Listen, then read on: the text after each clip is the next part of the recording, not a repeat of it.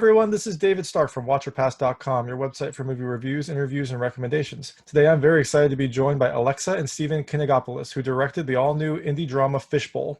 We're going to talk to them in just a second, but first let's check out that trailer. And while you're watching, if you could like and subscribe to this channel, that'd be fantastic. It helps me out a lot. Thank you.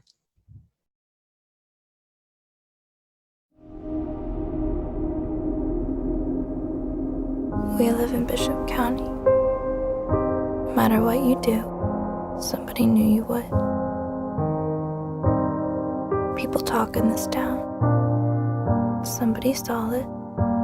Another person talked about it. So either you talk or you're talked about.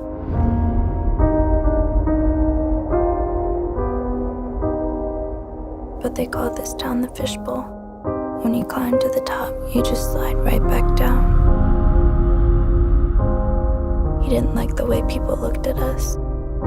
Father said, everything happens for a reason, but I don't think he really believed that. Our father started wrestling with his faith.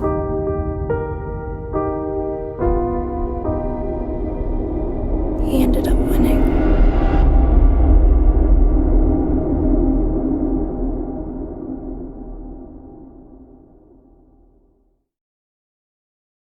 Thank you for joining me. Today we're joined by Alexa and Stephen Kinigopoulos, the directors of the all-new indie drama Fishbowl.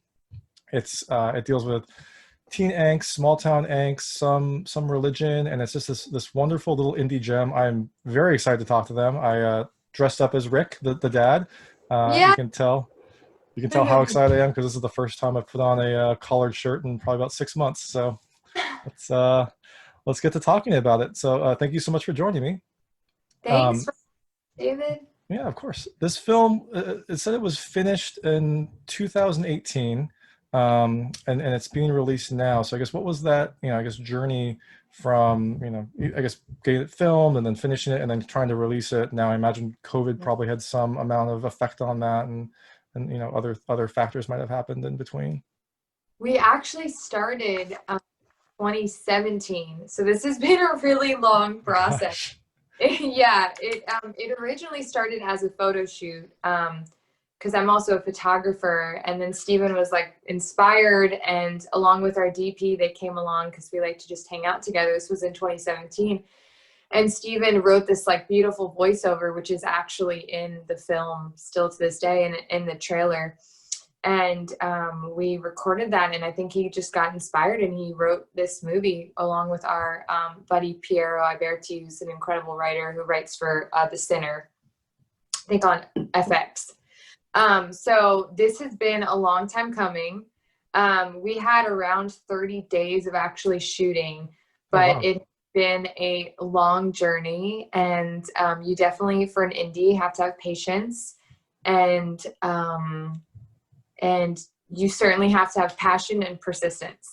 So that would be my advice to anyone who's making an indie, is that it can take a while to have the funds, because if you do not have immediately a distribution company backing you up, or a big production company, like certain things, it does take time and patience. So it has been a long time coming. It's actually been cool for it to come out during COVID, because something I like to think of things in positives, and something that is working to our advantage is that people are staying home and trying to be safe and streaming. So I feel like just making it a positive, that people are able to really sit home and enjoy some art, or just like enjoy fun TV or movie. It's kind of, I think, maybe been a good thing for certain films. Maybe not the big, mass produced like action movies, but I think for an indie or smaller film, it can be helpful during this time to tune in. I've heard that from a lot of indie directors. It's been kind of a blessing and a curse, because you miss out on the festival circuit, which I know is huge for indies to kind of get that buzz. But then also you're not fighting in theaters, and you can kind of go direct to consumers, and because there isn't a lot of big budget film coming out right now, it kind of puts everyone on an equal footing when people are trying to find something new. That's kind of cool. I do feel bad. I haven't really thought of that, of people for doing the festival circuit. We were lucky enough, we premiered at Boston Film Festival 2 years ago. So before COVID, but that is a bummer for anyone who is planning to do that. But hopefully they're going to find another way to do the festival circuit, somehow soon. Yeah, I'm not sure what's going to happen if they're going to, maybe allow people to do small changes and re-screen it at the festival, because I know it kind of has to be the first time you're showing it or something like that. Yeah. But, or maybe it can't be released for retail. So Yeah. we'll see. Everything is different right now. So I who knows know. what will happen. Weird time. You mentioned the voiceover. Did you use that as kind of like a treatment to then get people invested in the film and get some seed money for that? I've heard from a couple other directors that that's a really good way to do. You kind of start with your, a concept piece that can kind of show what you can do, and then use that to then build towards your final product. Yeah, that definitely helped us. That definitely shaped, well, number one, it kind of shaped how the rest of the film went because it was based off of that. And then it also helped with investors and getting people interested and getting certain crew members interested. So it is really helpful. I do suggest that to people, just kind of like, I think people a lot of times think that they need to have everything planned. And sometimes it's just about getting out there with your camera or getting out there with a mic or whatever and just shooting stuff, just making art. And if you can turn it into something, and you're business oriented, then you can really make something from it. But I think that sometimes people get fearful that they don't have all their, ducks in a row. And, sometimes you just got to go out there and shoot, Yeah. Some of the voiceover is even from the car ride back after shooting. Oh, wow. So, and it's remained in there. It was like, what are we going to cut this to? And then it was like, well, we might as well write a monologue.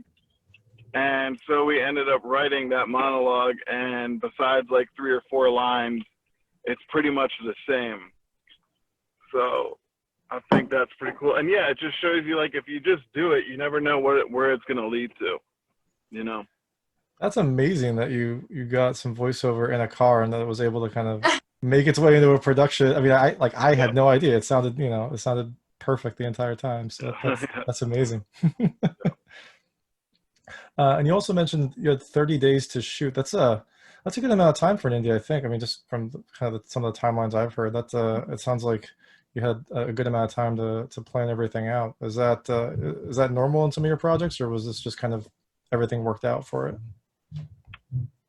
I feel like there's never enough planning. Yeah. There always can be more. I think we did have a couple reshoots of some things. Yeah, we did. But it ended up, you should always be efficient and as quick as possible, obviously.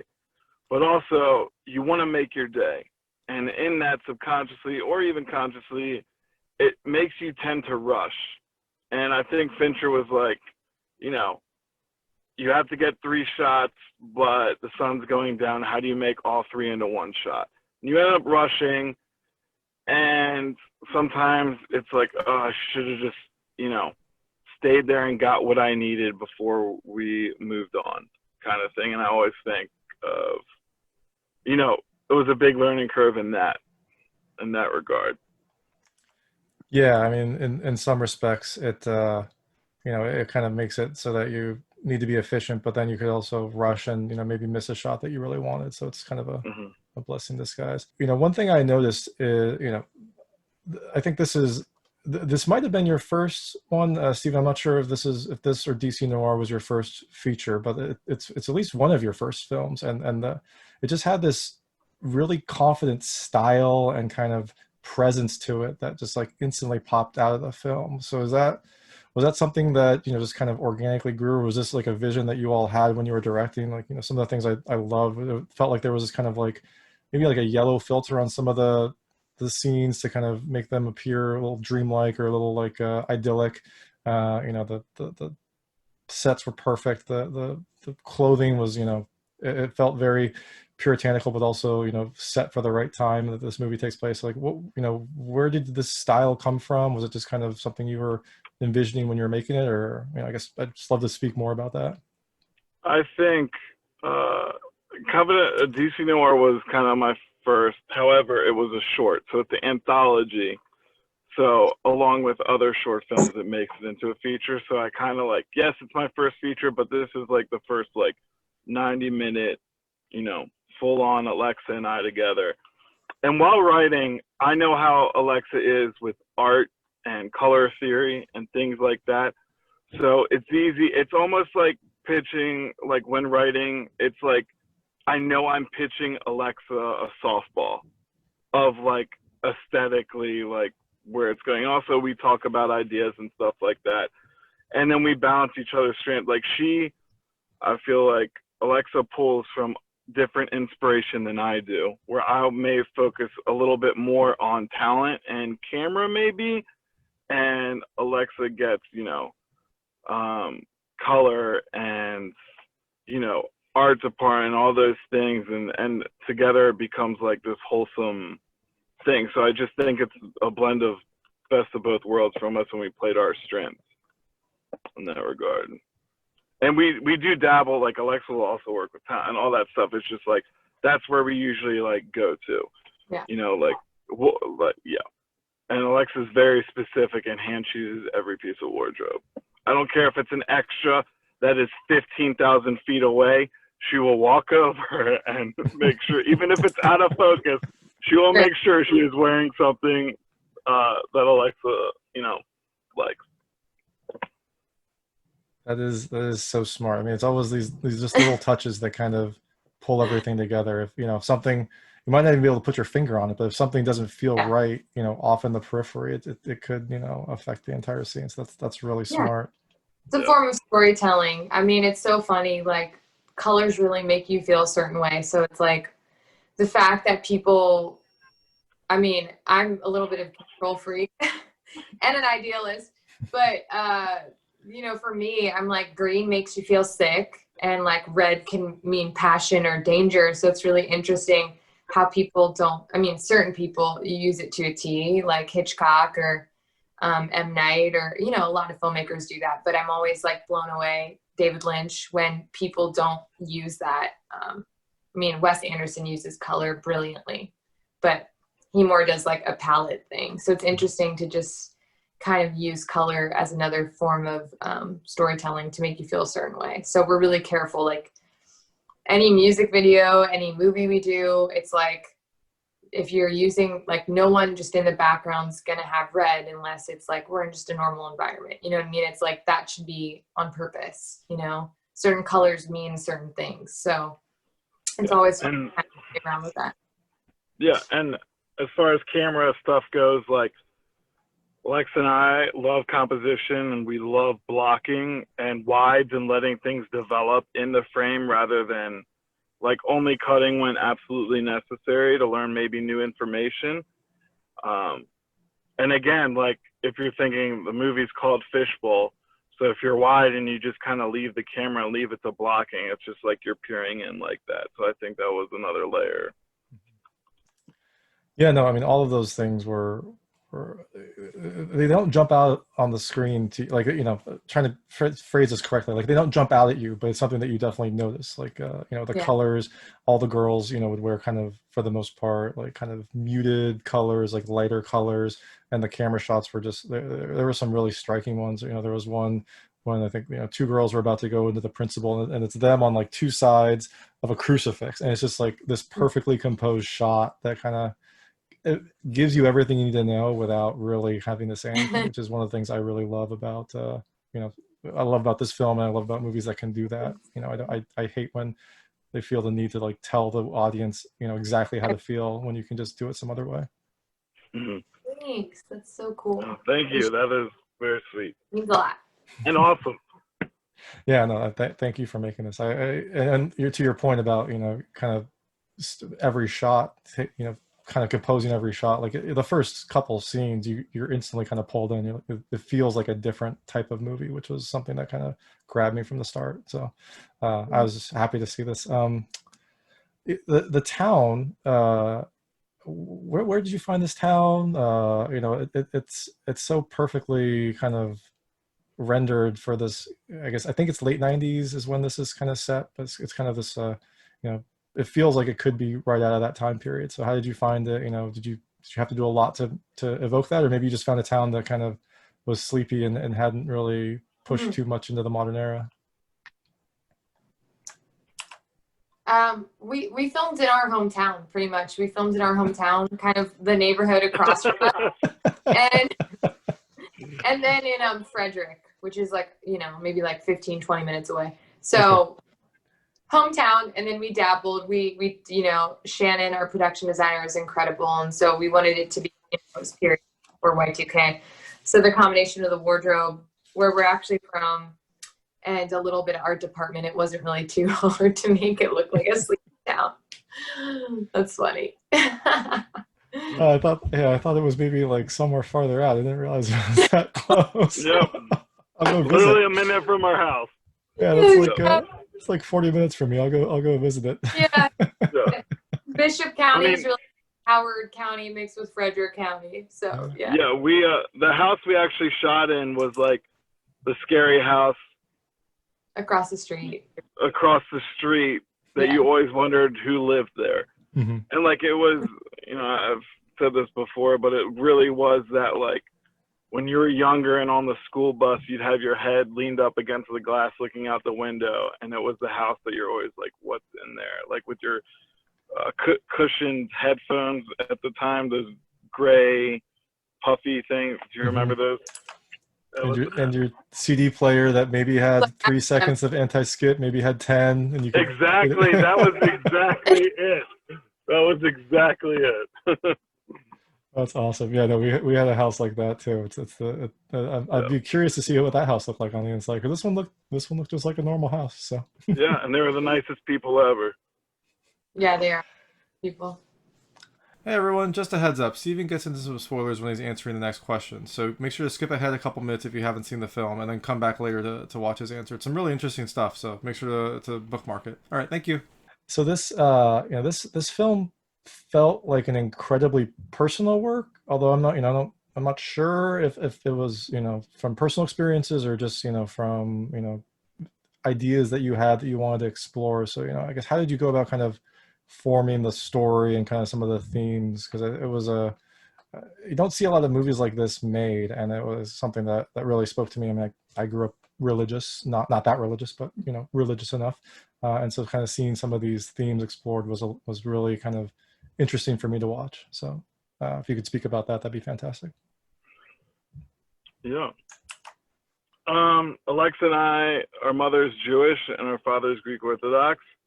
So growing up, it was like when we didn't feel pressure from our parents, maybe more so from our peers and ourselves, kind of maybe feeling guilty. I don't know, Alexa, but like we didn't get bar mitzvah, so it was like we didn't commit to the Jewish side. I wasn't an altar boy in the Greek church, so I didn't commit to being fully Greek Orthodox. I think we took best of both worlds as far as the religious aspect, and that's how we go about life now, is blending the both of two. Yeah. And then just certain scenes are real life things that happen to me, but and maybe like and I exaggerated them. Mm-hmm. Like the final scene with the landscaping happened to me, but instead of Ron Peltz, it was my ex-girlfriend's father. And he already thought I was kind of like, I was an artist not making a lot of money. So it was very degrading that he ended up being right, from his point of view. Like I was doing his lawn stuff and he had the big house. And then the church thing, when I went to Florida, I wanted to try and visit a church, and it was like this new age church. And I was brand new there, and they kept saying one more person needs to come up to get cleansed. Don't be scared if you don't know anyone. Clearly talking to me, and like I was a thing. And then it's little things like that.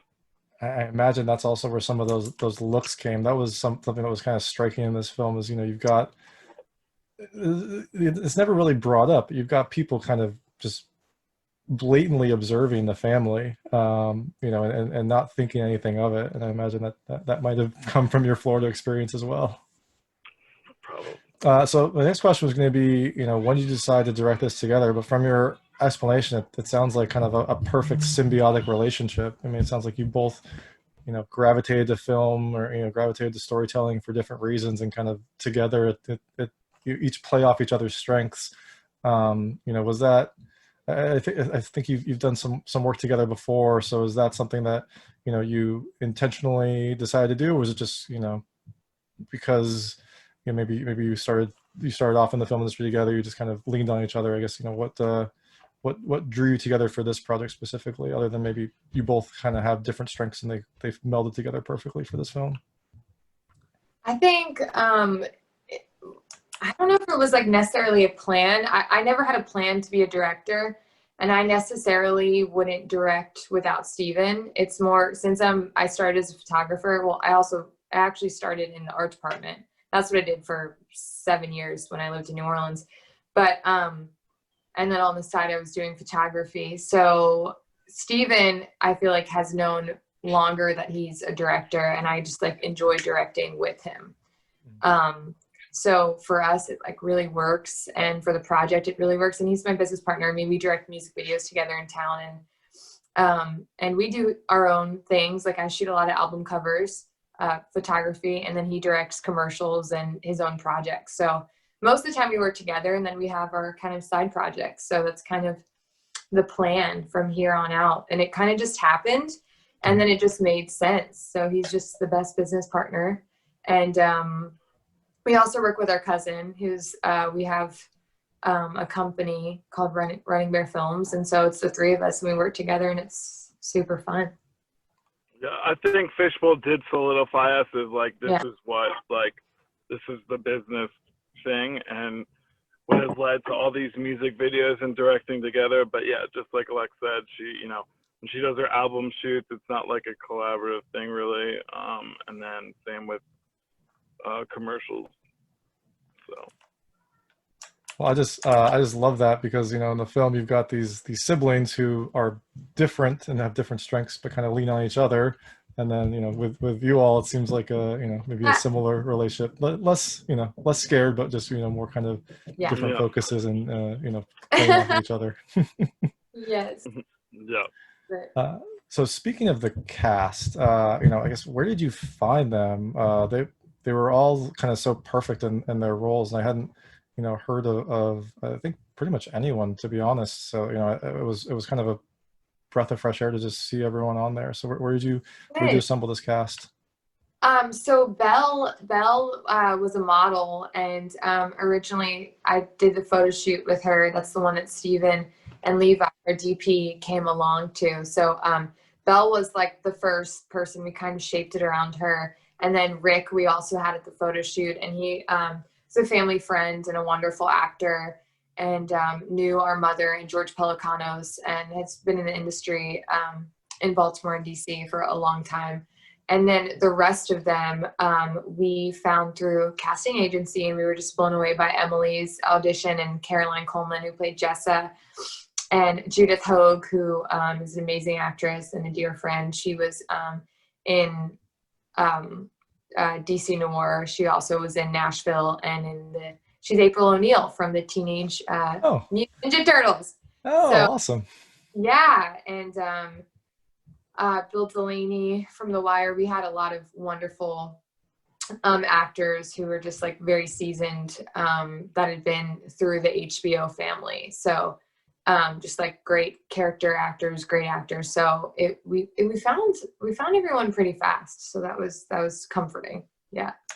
That's awesome. I mean, everyone did a fantastic job. Rick Kain was, I was kind of blown away by his performance, because it's such you think it's just such a stoic, kind of boring performance, but when you kind of like all the layers that he has to go through and tell in the story, it was pretty impressive. And then all the girls were just, fantastic in this, like, dutiful daughter, but then also rebellious child type of role. Yes. Thanks. Good. I'm glad. Well, you've got daughters. Interesting. I know. There's a lot there. This is good. This is good prep. I'll know what not to do. Yeah. don't do that. Yeah. And I mean, I think that was one of the things that was very striking is, you know, you've got these kids that they're trying to just do the normal things that you would think a kid at that age would do. And, you know, this father that just doesn't understand and is just in a different way of thinking. And so I kept kind of seeing this and being like feeling bad for them, but that's part of the idea. I know it's a hard spot or a tough spot, but a human spot. Yeah. You know? And you know, the other thing that really kind of strikes you in this film is the music is just fantastic. You know, it's got some like kind of 90s grunge type sounds, and then some really great orchestral sounds like towards the end. Like, where did you find these bands? Like, what the main song feels like something that I could hear out of Hole, like from, you know, my childhood. So where did you find this band? Maybe it was Hole. I don't know. I didn't listen to a lot of the music. We had such talented. We didn't do a full score, but we had a score from Lucia Micarelli, who's amazing, who was on Treme and is a good friend of ours. Music from our friend Abigail Kelly, who's an incredible artist in Nashville. The song that Jessa sings is an artist, Caitlin James, who's amazing, who's from Nashville, who's also happens to be my best friend, who's about to come out with music. The Calloway brothers did one of the scores. So we just had a lot of talented people that we like loved their music that made some pieces. Some already had pieces that fit into the movie, and then others wrote it for the movie. So we love music, and obviously live in Nashville. So that was definitely important for us to make sure that it felt like practical. And so George Pelicanos, one of his amazing words of wisdom or sentences of wisdom has always been that like music should exist in your film practically, like that, like his belief on scores is that it should be practical. So having it really be music that's like in a scene, but that also makes you feel a mood is really cool, instead of just like making the viewer feel emotion through like a beautiful violin sound, you know, like really making it practical in the story. So that was cool to implement. Yeah, no, I think that's the right take, and I think you did it perfectly. And I've talked to a couple other indie directors who also were, you know, have experience in music videos, and I think every movie of theirs had this, you know, great kind of use of music. So I wonder if it's just something that you just pick up if you're in that world. It makes sense that you would be thinking about that. Yeah, that's really interesting. Yeah, I think that makes sense for probably a lot of people that are involved in music videos. You just get like so used to thinking about it in that way. So. Well, awesome. I'd like to move on to the lightning round. You know, if Stephen pops back in, then he can jump in then too. Let's do it. Yeah. So as I said, these are just kind of short, lightweight questions. You can choose not to answer them if you don't want to. I won't be offended, but I try to keep them very answerable. So first question, I think you kind of already answered it, but did you grow up religious? Did you consider yourself religious growing up? No, we grew up with our parents being two different religions, and it was intimidating and scary to me. So I myself did not identify with it. I was a little bit more rebellious with it, per se. Hence some of the vein of the movie. That makes perfect sense. Yeah. Did you ever get caught cheating on a test? You can choose not to answer. That's no. I don't think I've ever got caught cheating on a test, but I've certainly cheated on a test, like world history, AP. I think it was like, I don't know if it was junior year or senior year. Like I remember getting the Scantron from someone and then like memorizing it. And then, yeah, we would do that. We would pass it to each other. I think Stephen probably has gotten caught cheating more than I have. I was a little bit of a, I was in a goody two shoes, but I definitely was like into schoolwork a lot. Excellent. I was ready to get to college. So I was like, all right, I'm over this shit. Like, let's go on to the next. So I really made sure my stuff was in line so I could get out. Yeah. That makes perfect sense. Yeah. And good to rat out Stephen when he's not here. That's perfect. Yeah, right. Have you ever found a lost pet, lost animal that someone had put up a poster for? I think Stephen has. That story related to him. Oh, so okay. When it pops back in, hopefully, or maybe you guys can text about it or something. Okay, yeah, perfect. And did you return it for a reward? don't know what happened. I just know that he wrote that from a specific experience. Okay. I That wish was he was on. that was such a it was like such a tough scene, but such an important Yeah. scene. Yeah, it's like really sets you up for Rick, and it's so funny. Some people are so turned off by it, and then some people are like, I understand his intention. So it's really interesting. Yeah, no, I thought that was a perfect way to kind of set up some of his, both his predicament and some of his personality as well. Yeah. Thanks. What is the worst thing you've bought from TV or the internet? Oh my God. Oh, this is such a great question. I love this. No one's asked us questions like this besides what was our favorite Taylor Swift song, which didn't have to do with the movie. Probably the worst thing I've bought from TV or the internet is like, oh God, like one of those like hair, like scalp scratchers. What about you? I'm trying to think. I tend not to buy things from TV because I never want to pay shipping and handling. I'm trying to think from the internet. It's not the worst, but it is maybe one of the most quirky. I bought this little like cell phone holder for when I was FaceTiming a lot while I was working. And so it's these like two little hands that are like this. Like this, God. and you put your cell phone between them, and it kind of holds the cell phone up so it can be kind of like straight up. I tend to be pretty careful with what I do buy, but yeah, it's a little goofy. What is the longest time you've gone without talking? Ooh, God, what a beautiful question. Oh man. Do you mean to yourself or to like anyone or like to other people? Good question. Let's go with other people. Ooh, maybe a day. I think that's probably my record is probably a day, but I can get, I'm a very vocal person. So, I'm upset if I'm quiet. So same as Stephen, we kind of both have that. Like we both kind of gets real aloof. That's how my boyfriend knows if something's wrong is I'm not talking. I feel like during COVID, maybe some people have gone a little longer. Maybe it's allowed a lot of people to kind of discover their inner voice, but probably. It's good. But today's good. Did you sneak out to go to a party when you were a kid? No, that was Stephen. I was not into I was kind of like, yeah, I'm above that. It's just so obnoxious, but I kind of was ready to like work and like go to art school and do the things. So Stephen was more of the partier in school. Stephen certainly did that, but he never drank. So he never got in trouble. He was always like, I remember he has a story of, they snuck out and came back and Stephen was the last one in the house and the parents thought he was just getting something from his car. Like all the friends got grounded but Stephen, because they were like, Stephen's such a good kid. He's not doing anything. And it was like, Mom, he's the last one in the house. And we were like, yeah, because he was getting something from his car. So he always got out of it. Because he was helping the other kids who were being bad. Get into the house, into the basement. Exactly. Yeah. That's awesome. Do you dab your pizza? Oh my God. These are such great questions, dude. I love it. I like doing these because it's a little more fun, a little more kind of. It's so much fun. No, I love the grease, especially now. I'm like the worst of these questions. I'm so not fun. I'm dairy-free, gluten-free, soy-free. So I rarely have pizza. But if I did, I would love the fucking slimy grease all over it. I think I miss it. So I would not dab my pizza.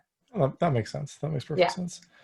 Have you ever prepped for, I mean, I guess the answer is no, but have you ever prepped for like the rapture or some sort of big apocalyptic event? Y2K can be in there too. I was going to have them separate questions, but you weren't religious. Yeah. So I feel like they're all the same.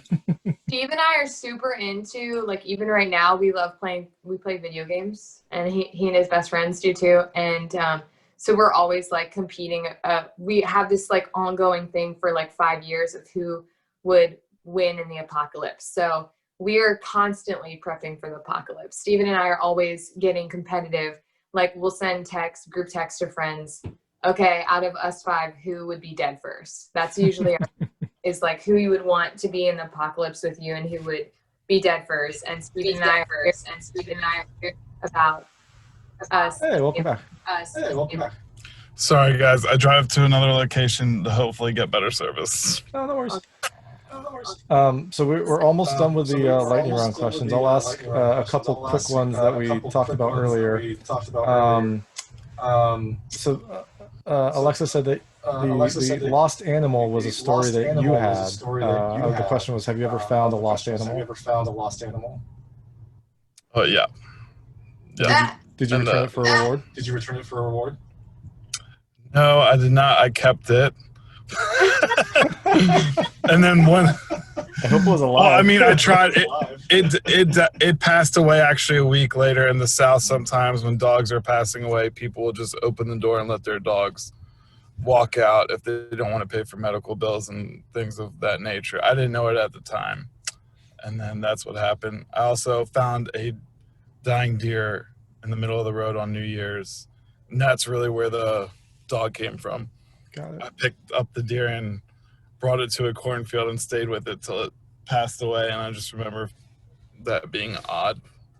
And so I exaggerated that. That must have been an experience. That's Yeah. that I can see how that affected you. Yeah. You didn't try to return the dog after it died for a reward? No. David, you're funny.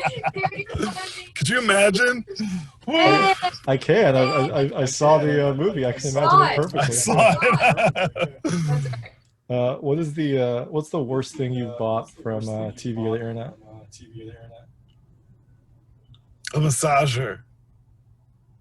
A massager that worked for like a day. And the people in the commercial looked like they were enjoying it a lot, and I did not. So that was false advertising. Oh, there you go. And then let's see. Did you sneak out when you were a kid to go to a party? Only once. I was a good kid. Only it was one. my friend's house. Yeah. I got some conflicting information, but I'll just leave both answers out in the ether. You can choose which one you think is I had correct. people sneak in our house. Oh God. Yeah. Do you dab your pizza? Oh yeah. And like I have to have like 20 condiments. It can't just be one condiment either. Not in the same dip. That's gross. Like separately. Like if I'm feeling like, hey, this should be a blue cheese bite, goes in the blue cheese. You know what I mean? Yes, definitely. Sometimes you gotta have. But the question: do you dab your pizza? Do you like get the grease off of it first? But it sounds like maybe not. Oh no! Sorry, no, I do not dab my pizza. I just thought it would be a dainty character thing. I liked it. And let's see. So, have you ever prepped for some sort of the rapture, the apocalypse, Y2K, something along those lines? Yeah, COVID. Oh, there you go. In the beginning of that, yep, I'll say that's the closest. In the beginning. Alexa, are you still around? Oh, all right, we lost Alexa now. All right. Well, one more question. I guess Stephen, you can ask me if Alexa comes back. We can ask her too. Have you ever met your idol? No, I have not. I have not met M. Night Shyamalan yet. I know he gets a bad rap, but honestly, his 4 films have really done a lot for me. Yeah, I mean, no, I like his films. I like what he's done. I have no idea what he's like as a person, but I imagine he'd be at least interesting to talk to. Yeah. All right, and then so I guess now that the film is out and released and everyone can watch it, what's next for you?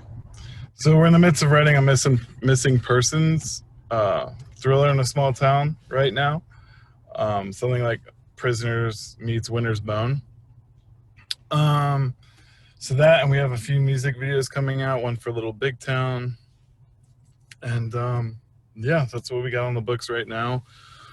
And and I just shot a commercial earlier today. And that's what we got. Small town thriller sounds fantastic. What does? The small town thriller, the first one you mentioned? Oh, yeah, we're very excited. So we'll see how that goes. Awesome. Yeah. I can't We're only 40 pages in so far. Take your time. I'm sure that's what we all have right now. We got plenty of time. It's true. Well, awesome. Thank you so much for joining me. The film is Fishbowl. It's available digitally, so you can rent it, buy it, watch it from the comfort of your home in your prep bunker while you're waiting for the rapture. You can see it as many times as you want. And this has been Alexa and Stephen. I gotta get this right. Kinigopoulos. Alexa and Stephen Kinigopoulos. Hey, thanks so much for taking the time to do this. Really appreciate it. Yeah, no, of course. Thank you for making it. You get to see a lot of films in this, hobby that I have, and it's always nice when you watch one and it just kind of like surprises you and blows you away. So it's been, it was a real treat to watch, and thank you so much. Appreciate it. Thank you. Take care. Talk soon. That was Alexa and Stephen Kinigopoulos, the directors of the all-new indie drama Fishbowl. It's a fantastic film. It has a lot of teen, small town, and faith-based angst, and it's just a wonderful little indie gem. If you want to check it out, it's available digitally in pretty much any major retailer, so you can buy it or rent it and watch it in the comfort of your own home. If you like this interview, please like and subscribe to this channel. It helps me out a lot and makes sure all my new interviews go straight to you. And as always, please go to watcherpass.com for all your movie reviews, interviews, and recommendations. Thank you.